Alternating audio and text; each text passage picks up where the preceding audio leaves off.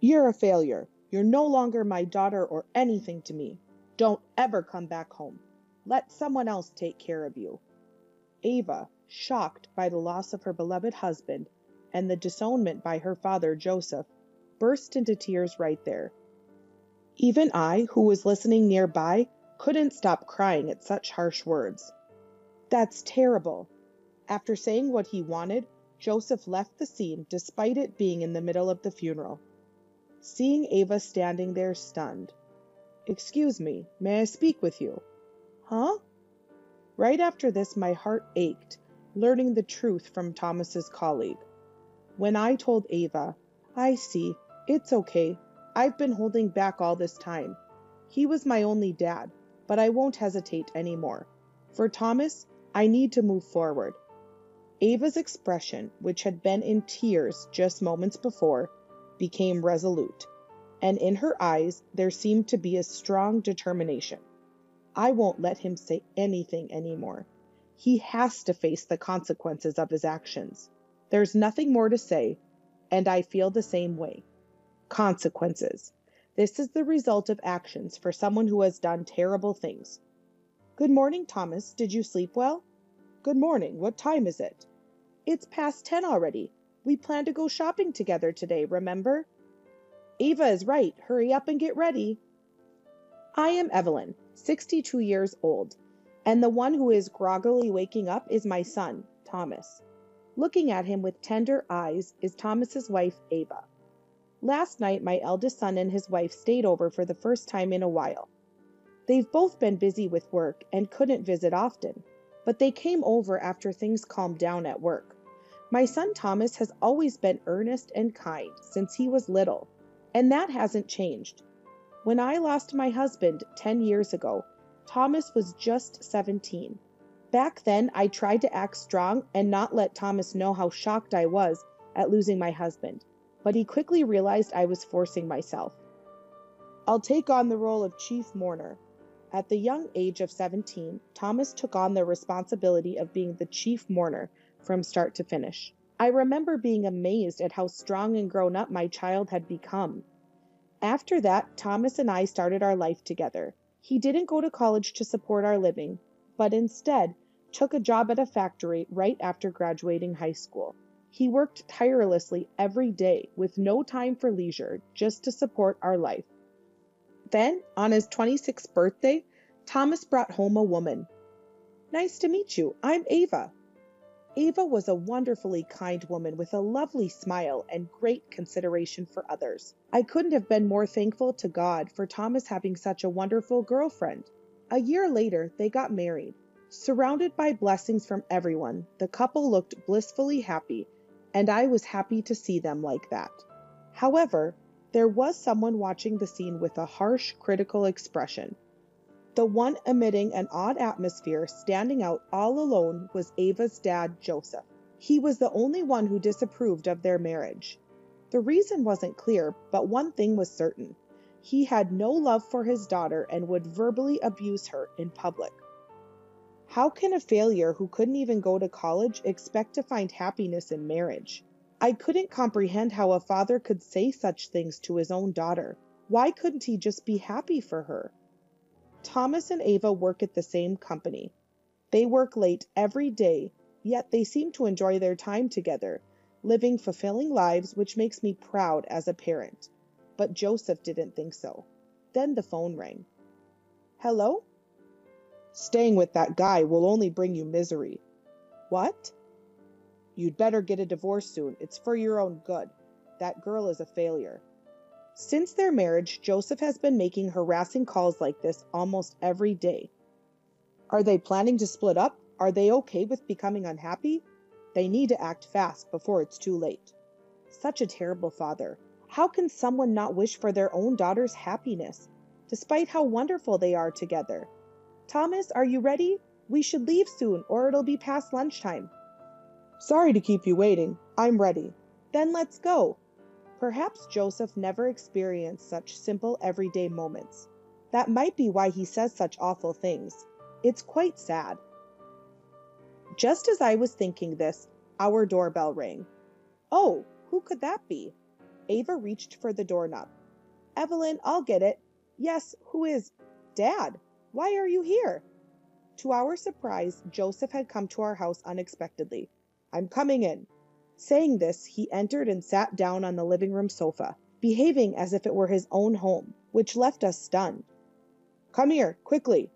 Hearing his voice, we nervously hurried to the living room, where he said, When are these two going to divorce, or did my words not get through? Dad, please stop. Stop? I'm worried, you know. I'm worried that a failure like you is going to make someone else miserable. If you want me to stop, then get into college first. What had he come for? Just to say such things? In front of me and Thomas, he kept hurling abusive words at Ava, one after another. His harsh words made me raise my voice involuntarily. How can you say such things to your own daughter? Don't you realize that after you divorced her mother, she took care of everything at home? She didn't go to college because she was working part-time jobs to support the family. But my words were ignored. I come here out of concern, and you defend a failure? That makes you a failure too. So that means your son is a failure too. At least now I know you're worthless as a person and as a parent. At his unbearable insults, I was about to slam the table in anger when suddenly, Ava, who had been silent all this time, stood up. In that moment, Stop it! At Ava's words, Thomas's movements slowed. I could see tears streaming down Ava's eyes. Stop wasting your time with this nonsense. At least educate your child properly. With those words, Joseph left the house. A fortnight after that nightmarish day, my eldest son and his wife came over for a visit in the morning. We spent the day tidying up the room, cooking lunch, and watching movies. It was as if the previous nightmare was a lie, and we were enjoying a peaceful time. Then Ava said, I'm an only child, so I've never done things like this before. I'm really enjoying it now. Really? That's great to hear. Thomas showed a happy face at her words. While we were enjoying this calm moment, a phone call came. I'll get it. Thomas answered the call and after a word or two quickly hung up. Who was it? But he only replied, It's okay. And that's all he would say. Then, with a thoughtful look on his face, he said, I need to step out for a bit. Saying this, Thomas left for somewhere. Ava and I exchanged glances, noticing his unusual demeanor. At that moment, an indescribable anxiety struck us both. 2 hours passed and Thomas still hadn't returned.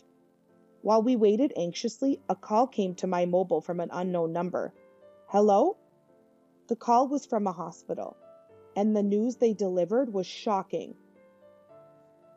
My hand holding the receiver trembled, and I was at a loss for words.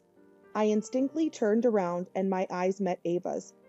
At that moment, Ava seemed to sense something and looked down. 30 minutes later, at the hospital, we saw Thomas lying quietly on a hospital bed, his face covered in wounds. He had been in a traffic accident, hit by a car while crossing the street. While the police explained the situation, Ava repeatedly spoke to her beloved husband, but he remained still. All I could do was silently embrace Ava's shoulder. Confronted with this unbelievable reality, we were utterly exhausted. Time just passed by. Then I heard a familiar male voice. I told you so. Should have listened to me. Ava was on the phone. Despite everything terrible he had said, she couldn't keep silent about her husband's death to her father. Glaring with her eyes red and swollen, How can you say something like that? Ava asked. Huh? What's with that look? Blame your own life if you have complaints. It just shows that was the kind of life he had. Laughing, he walked away. Afterwards, we each returned to our homes. I sat on the sofa, motionless, and waited for morning to come. A few days later, Thomas's funeral was held. Relatives, friends, and colleagues gathered to mourn Thomas. There were people sobbing and crying, some holding back tears while looking at Thomas's portrait, and Ava, who was crying more than anyone. In the midst of everyone's deep sorrow, I was the only one who didn't shed a tear, watching over Thomas's last moments. Then, during the funeral, amidst Ava's loud crying, Come here. Joseph, despite it being the funeral, took Ava outside. Feeling anxious about Joseph's irrational behavior during the funeral, I followed them. As I approached the courtyard outside, I heard voices. Getting closer, I heard, "Stop crying already. It's all your fault that this happened. If he hadn't married you, none of this would have happened." At Joseph's words, so unlike those of a father, I was on the verge of losing my patience. "A failure like you is no longer my daughter, or anything to me. Don't ever come back home. Let someone else take care of you." Shocked by the loss of her beloved husband and the disownment from her blood-related dad, Ava broke down in tears right in front of us. Even I, listening nearby, couldn't hold back my tears at such harsh words. After saying what he wanted, Joseph left the funeral, regardless of the occasion, looking at Ava standing there stupefied. "Excuse me, may I speak with you?" After this, my heart ached, learning the truth from Thomas's colleague. When I told Ava, "So that's how it was. It's okay. I've been enduring all this time because he was my only dad. But now, I won't hesitate anymore. For Thomas's sake, I need to move forward." Ava's expression, previously marred by tears, now showed a newfound resolve. And in her eyes, there seemed to be a strong determination. "I won't let him say anything anymore. He has to face the consequences of his actions." There was no need for more words. She felt the same as I did. Consequences. This is the natural outcome for someone who has done such terrible things. After the hectic funeral ended, our days gradually returned to their previous calm. The loss of a loved one was a deep disappointment, but now we can only look forward and move on. "Evelyn, shall we go shopping today?" "Yes, let's. We've been too busy to go for a while, so it would be nice." Ava began to visit daily, spending time with me. We did everything together. Cleaning, eating, watching TV, and Thomas's portrait was always there, making it feel like we were still a family of 3. As peaceful days passed, a phone call came. "Hello?" "It's me. Put Ava on." It was a call from Joseph. "What do you want with Ava?" "It's none of your business. Just put Ava on." Joseph was still being overbearing as usual. It was time to let him know things were different now. "After saying such things, you now want to talk to Ava? That's very convenient for you." "Shut up. Put Ava on." "If you insist, why don't you call Ava's mobile yourself? I doubt she would answer your call, though. By the way, Ava is not here today. She's at work." I hung up the phone after saying that. That night, I finished work after receiving a text from Ava saying, "There's something important I need to discuss with you. Please come to my house quickly." I replied, 15 minutes later, "So what is the important thing you wanted to talk about?" "Actually, there's something I haven't told Ava yet." It was something I had learned from Thomas's colleague during the funeral. I hadn't told her right away because I was worried about Ava's mental state. She was shocked by the loss of her beloved husband, and I couldn't bear to add to her burden, so I waited until Ava was more settled. "I had a feeling you were hiding something, so that's what it was." I was shocked too when I heard it. Probably he didn't want to involve us. Ava too couldn't hide her surprise. When I mentioned the call from Joseph, "Considering our future, this might be a good opportunity. We need to end it all and properly move forward this time." Ava seemed determined as she immediately called Joseph and arranged to meet him the day after next. After hanging up, Ava's face bore a strong expression of resolve. I knew then that there was nothing more to worry about. All that was left was to prepare to move forward. And 2 days later, "Well, I'm off then. Take care." Ava, as usual, headed off to work. Shortly after, a call came from Joseph, as if he had timed it. "Remember, it's tomorrow. Don't run away." "I understand. Running away is out of the question. On the contrary, we are the ones who won't let you escape. It's been 3 months since Thomas passed away, and the time has come to give Joseph a harsh punishment. Are you ready? Yes, let's go." After finishing work, Ava met us at a nearby park, and we headed to Joseph's apartment. His apartment was in a luxury building located far away on distant land. It was a mystery how someone with no job could afford to live there. But the story we heard from Thomas's colleague made everything clear.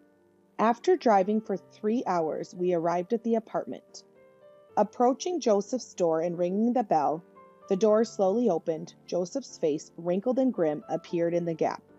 You're late. Come in. We'll talk here. Surprised by our response, Joseph looked astonished. Dad, you need to leave this apartment right now. What? This apartment has already been sold. What? What do you mean? Because I'm the actual contract holder of this apartment, and you, being an outsider, can't live here. Indeed, Ava was the contract holder for this luxury apartment. She had purchased it before marrying Thomas. I want to live near my childhood home when we get married. I want to give back to Mom, who raised me. Respecting Thomas's wishes, Ava had put off moving into the apartment. Naturally, this was never disclosed to Joseph. And now, this leads to the story we heard from Thomas's colleague. Joseph, learning that Thomas had bought this apartment, repeatedly demanded from Thomas, who was seeking his approval for their marriage. Let me live in this apartment, Joseph had said. Furthermore, not satisfied with just that, he kept demanding money from Thomas for gambling, drinks, and even living expenses. This had been going on since he first came to our house. Naturally, Thomas's monthly salary was quickly depleted. Desperate and with nowhere to turn, Joseph even resorted to borrowing money from a loan shark. Despite these struggles, Thomas continued to seek Joseph's approval for their marriage until his sudden, accidental death. You should know the hardship my son endured because of you. Don't think you can just live as if nothing happened after ruining my son's life for your own comfort. I never thought a person could be so messed up, especially my own dad. This is it. As of today, our relationship as parent and child ends. You're on your own now. What do you mean by you're on your own? Ava, not responding to Joseph's question, left him speechless, standing there. And we have no interest in listening to you now. It's the same for Ava. Whatever you say, it's useless. Then, suddenly, Joseph began to apologize deeply at the doorway. I was wrong. Please forgive me. I beg you. Pathetic. Whatever you do is irrelevant to us. We don't care what happens to you from now on. As we were about to leave, two men approached us, and then, Is Joseph here? This guy needs to pay back the money he borrowed in place of his deceased brother. $50,000 in total. Let's go to the office to discuss this. Help me! Don't abandon me! The men were the loan sharks to whom the son had owed money. This has nothing to do with us. Goodbye. Wait, help me. After that, Joseph was taken to the loan shark's office. With no job, Joseph couldn't repay the $50,000 debt, and is now desperately working to pay it off. Meanwhile, I suggested, Evelyn, how about we go out for dinner today? I found a nice Italian restaurant. Oh, really? I love Italian cuisine. Then get ready quickly. Ever since then, we have been enjoying our days together like a true family. And beside us, I'm off then, Thomas. Thomas, I'm leaving now. Take care. It's as if we can hear our son's voice from heaven, bidding us farewell. And from now on, the three of us will continue to live happily together.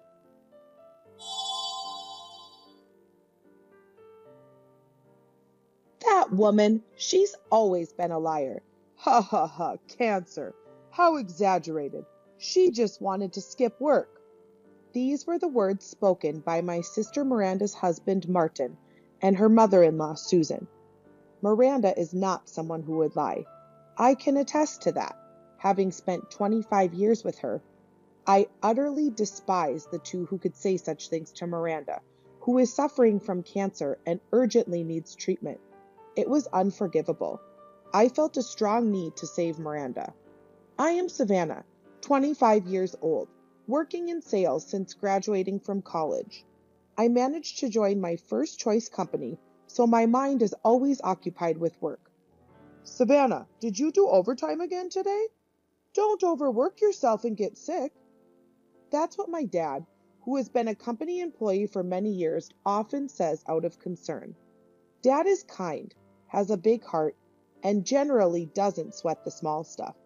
He rarely gets angry, but when he does, it's truly frightening. I remember pushing a friend during a fight in elementary school. The friend fell and got hurt. And it wasn't serious, but my parents were called to the school. I still remember how scary Dad was when he apologized to my friend's parents and later scolded me in the car. He didn't yell, but his angry face was unimaginable from his usually gentle demeanor. I had thought it was my friend's fault for the fight, but Dad must have realized my reluctant apology. After being scolded by Dad, I understood the severity of my actions and regretted them. Mom passed away from an illness before I entered elementary school. I don't have many memories of her, but Dad raised me with plenty of love while working, so I never felt lonely, even on his rest days. My sister Miranda, who is 5 years older, has always been the one I can talk to about anything. Despite the age difference, she has been like a friend and sometimes like a mom to me. Savannah, you've got someone you like, right? How did you know? I'm thinking about confessing. I could tell Miranda things I couldn't say to Dad. Miranda and I have never fought. I adore her. When she got engaged, it was to a tall, slender man with a refreshing smile, who looked great in a suit. He had visited our house a few times, and I had met him on those occasions, but I'm Martin, and I'm dating Miranda. Thank you for having me. He had visited our house a few times, and I had met him on those occasions, but he greeted me with a refreshing smile each time. She seemed so happy since she started dating Martin. I've been proposed to! Congratulations! I'm so happy for you! I cried when she told me about the proposal. I was a bit sad we wouldn't live together anymore, but overjoyed for her happiness. Dad felt the same. He cried when Miranda told him about our marriage. I'm sorry for the hardships I caused you since you were little. I'm happy you found happiness. Congratulations! Miranda and I were surprised to see Dad's tears, as we had never seen him cry before. When Mom passed away, Miranda was in elementary school. She used to go straight to the kitchen after school and learn to cook from Grandma, who occasionally visited. By middle school, she was making dinner as if it were the most natural thing. She never complained, even though I knew she missed out on playing with friends. Dad might have felt guilty about it. Later, Martin came to a family meeting. He brought sought-after sweets for me and a rare brandy for Dad. I thought he was perfect. I promise to make Miranda happy and never make her cry. Thank you. Martin greeted us politely. Dad also looked relieved. I felt confident that Miranda would be in good hands with him. I learned then that Martin was the heir to a prestigious hotel. After the greetings, they happily got married. Just before Miranda left home, I found out she was going to live with her in-laws. Are you sure that's okay? Won't there be harassment like in dramas? As newlyweds, wouldn't it be better if you lived alone? Savannah, you worry too much. Their house is big enough for them to have their own space. Did Susan seem like the type to harass her daughter-in-law? Indeed, I had met Martin's parents at the wedding, and both were very cheerful and friendly. They were greeting everyone at the venue. Please take good care of Martin, and even poured me a drink. I felt reassured, thinking that if Miranda said it was okay, then it must be. Miranda was able to continue her job, though the commute became a bit more challenging. I felt a bit embarrassed for worrying too much. On the day we sent Miranda off, I felt happy, but also lonely, and I found myself crying in bed. Half a year passed. I hadn't seen Miranda, but we exchanged messages occasionally. Her replies were slow, but she seemed to be doing well. I had a lot I wanted to talk to her about, but I refrained from disturbing her happiness. As for me, I was still immersed in my work. Living with Dad made me realize how much I appreciated Miranda. I thought I had been helping with household chores, but I found myself forgetting laundry in the washer or burning the food, realizing I wasn't as capable as I thought. Dad just laughed and didn't get angry. Then one day, when Dad was away on a business trip, I worked late and was eating delivery food at home. Suddenly, the doorbell rang. Wondering who it could be at this late hour, I cautiously went to the door, only to find Miranda standing there. Miranda? The Miranda I saw after a long time had lost a surprising amount of weight in just half a year. It was more accurate to say she looked emaciated rather than just thin, and her complexion was pale. As I rushed to her, she collapsed into my arms, I instinctively hugged her. I took the exhausted Miranda to my room and put her to bed. There were many questions I wanted to ask, but I thought it best to let her rest first. Savannah, I'm sorry. Miranda kept apologizing. It's okay, just rest for now. We'll talk after. I rushed to the convenience store, bought her some drinks and fever-reducing sheets, and handed them to Miranda. What happened? When I asked Miranda, I have cancer, but they won't let me go to the hospital, she replied in a hoarse voice, tears streaming down her face. It turned out Miranda's happiness lasted only until they started living together. Everyone changed the moment I became a daughter-in-law, Miranda said. She said that on the day of her marriage, she was asked to quit her job to help with the family business. She accepted this demand. After quitting her job, Miranda would wake up at 4 a.m. to thoroughly clean the entire house and prepare breakfast for the family and 10 relatives. Then, she would help at the hotel until the evening, followed by making dinner for everyone, doing the laundry, and completing the remaining household chores, not going to bed until late at night. She was only getting about 3 hours of sleep each night, which made my overtime seem trivial in comparison. Moreover, she had no days off. Every day she faced bullying by Susan, who meticulously checked every household and work task.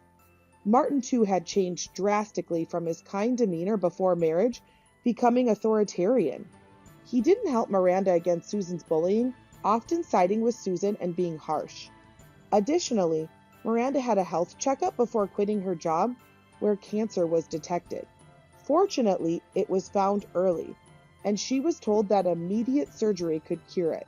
However, her family didn't believe her. She pleaded to be hospitalized for the surgery, but was forced to work from dawn till late night instead. I was overwhelmed by the sheer amount of information. Just hearing it all made me tear up. What? I don't understand. Why didn't you tell me? When I asked Miranda, a shocking answer came back. Miranda revealed that Susan and Martin checked her mobile phone daily and monitored all of her replies. She was told it was to ensure she wasn't slacking off in her household and work duties. That's why she couldn't ask for help. During our conversation, Miranda's bag kept vibrating with notifications. Is that Martin? Miranda nodded slightly. I'll handle it. Miranda, you rest for today. We'll go to the hospital tomorrow. I took Miranda's mobile phone to the living room. There were over 100 missed calls. When it rang again, I decided to answer. Hey, where did you run off to? Abandoning your duties? What a failure as a daughter-in-law. Martin? This is Savannah. Hearing my voice, Martin's tone changed. Oh, Savannah, long time no see. Can you pass the phone to Miranda? Why would I do that? Where's that intensity gone? Miranda can't come to the phone right now, Martin. You know Miranda has cancer, right? I wanted to yell at him, but I confronted him calmly instead. Funny girl. You believe Miranda's lies. She doesn't have cancer. She just wanted to avoid housework. What? On what basis are you saying she doesn't have cancer? Miranda arrived at my house completely exhausted and emaciated. I'm taking her to the hospital tomorrow. She won't be going back there. She's there, right? I'll come to pick her up. Don't come. If you do, I'll call the police. I hung up the phone. It kept ringing, and I was scared they might come over. But fortunately, they didn't show up, and the calls were just continuous. I turned off Miranda's phone. I felt frustrated. I wondered why I hadn't noticed anything before the marriage. It pained me to see my beloved Miranda suffering. I couldn't sleep that night. The next day, I took Miranda to the hospital early in the morning. Her physical condition had deteriorated significantly, and the doctors advised immediate surgery, so she was admitted to the hospital. At the hospital, I requested that Miranda not be allowed to meet anyone who might visit, just to be safe. Then I went home to bring the necessary things for her hospital stay. When I arrived, Dad had already returned. Dad, something terrible has happened. I had been too upset to tell Dad anything yet. What? What's wrong? Dad looked startled by my urgency. As I explained about Miranda, his face gradually turned darker, and by the end, he was red with anger. What? I can't believe this. First, we need to go to the hospital. Let's go. It had been years since I'd seen Dad so angry. We both headed to the hospital where Miranda was waiting. Miranda, are you okay? Dad, I'm sorry. Don't talk anymore. Just tell me what you want me to do from now on. I'll take care of it. I want a divorce. Understood. I silently listened to the exchange between Miranda and Dad. As Dad was about to leave the room, I started to follow when I determined to help her. Savannah, wait, take this. Miranda handed me an envelope. What's this? Before I could check, Savannah, let's go, called Dad. I put the envelope in my bag and left the room. Dad and I then headed to Martin's house. Upon arriving, Susan came out. Finally, you've brought her back. Oh, she's not here? Spoke as if nothing was wrong. I couldn't stand it. And Miranda has been hospitalized because of you, I told them firmly. Oh my, that sounds terrible. But it must be a sham, right? That girl is a habitual liar. Susan replied without a hint of remorse. What? A sham? Well, let's discuss this inside, Dad said, and we entered the house. It seemed Susan was the only one there. Miranda's father-in-law must be at work. I remembered Miranda saying he was a workaholic and indifferent to anything but work. He had turned a blind eye to the mistreatment Miranda suffered. Then Martin came from the back. Oh, long time no see. He greeted us with the same refreshing smile as when we first met. Now I understood that these two were only good on the surface. Miranda has cancer. It's not a sham or anything of the sort. Harold, you're exaggerating. It can't be cancer. I was astounded by Martin's laughing response. Then look at this. Dad showed them the medical report from the hospital. Susan and Martin looked shocked, but quickly, oh my, it was true. We never believed her because she's always lying. Regular behavior is important, isn't it? Susan said. Miranda doesn't lie. What do you think she is? I couldn't help but interject. A daughter-in-law. Nothing more, nothing less. You wouldn't understand being single. A daughter-in-law is supposed to live for the family. Susan started spouting nonsense. What? Live for the family by not letting her go to the hospital despite her illness? Making her work from dawn to midnight? She said everyone changed after coming to this house. She's lying about that too. She's good at lying, isn't she? Maybe it's because she's from a single-parent family. Being a daughter-in-law isn't being a guest. It's normal to be strict. No matter what I said, Susan kept laughing and responding. I felt like crying, but I clenched my teeth and held back, knowing I couldn't let myself cry. Then Dad spoke up. The illness wasn't a lie, was it? Do you have any proof of her other supposed lies? Well, it doesn't matter anymore. It's clear from this conversation that you're unreasonable. We cannot leave Miranda in this house. We will proceed with the divorce through a lawyer, as Miranda wishes.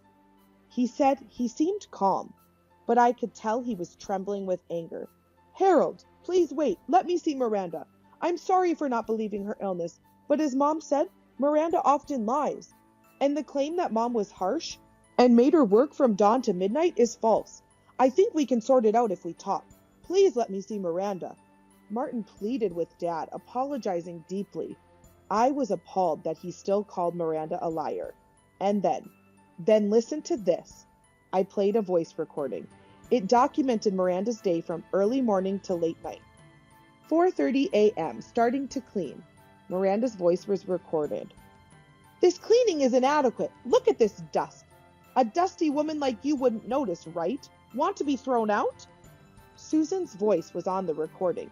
In another part, I have cancer. Please let me go to the hospital. Miranda pleaded, to which Martin responded, Shut up. If you have time to say that, work. Maybe working hard will cure it. It was unbelievable. Susan and Martin were speechless, seemingly unaware they had been recorded. Now who is the liar? We'll be leaving. If you try to approach Miranda again, I will not forgive you, Dad said, and we left the house, heading back to the hospital.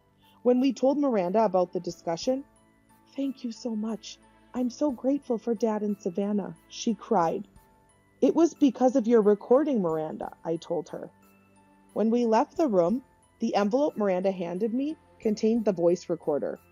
On the day Miranda fled to our home, she had hidden the recorder in her clothing. Miranda must have known that her in-laws would pretend not to know anything. She realized she needed evidence.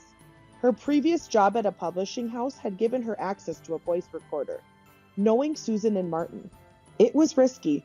There was no telling what they would do if they found out. It must have required a great deal of courage. It must have taken a lot of courage for Miranda to record everything in secret. Later, Dad found a strong divorce lawyer and the divorce was successfully finalized. I followed Miranda's example and recorded our conversation with Susan and Martin on my mobile phone. The fact that Miranda had cancer and they denied her medical care, coupled with the 2 recordings, enabled us to secure a substantial settlement in the divorce trial. The lawyer told us that the hotel run by Martin's family was in dire financial straits. They couldn't afford the settlement and asked to pay in installments. But the lawyer rejected the request without even consulting us. With the lump sum payment, it seemed only a matter of time before the hotel would close. Curious, I checked the hotel's reviews and found them to be quite low. It made sense to me. People like that couldn't possibly offer warm hospitality. A friend living near the hotel told me that neighbors had overheard our conversation with Susan on the day Dad and I visited. In a small town, rumors spread quickly, and it seems they were now viewed coldly by the community. Miranda's surgery was a success, and she was discharged from the hospital after about a month and a half. Looking a bit healthier than the day she had fled to our house, she decided to spend some time recovering at home, continuing outpatient treatments.